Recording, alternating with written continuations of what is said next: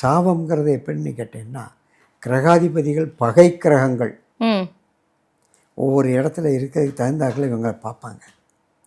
அப்படி பார்க்கும்போது அந்த பகைக்கிரகங்கள் எதிரி இருப்பான், அவனுக்கு தான் இவன் அவனை டச்சப் பண்ணுவான்.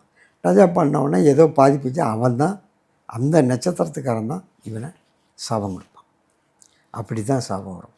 அப்பவும் இவனுக்கு கிரகாதிபதிகள் நல்ல ஹை பவரில் இவனுடைய கிரகாதிபதிகள் இருந்தால் அவன் கொடுக்கக்கூடிய பாவம் இவனுக்கு ஒன்றும் செய்யாது. ஆனால் மன உளைச்சலை கொடுக்கும். தூவானம் மழை பெஞ்சும் தூவானம் விரிக்கலன்னு சொல்லுவாங்க, அதே மாதிரி. ஆனால் பாதிப்பு இருக்காது. அதே சமயத்தில் இவனுடைய கிரகாதிபதிகள் இவன் புண்ணிய காரியங்கள் செய்யாமல் பாவ காரியங்களாக செஞ்சிருந்தால் அவனுடைய சாபம் இவனுக்கு பிடிக்கும்.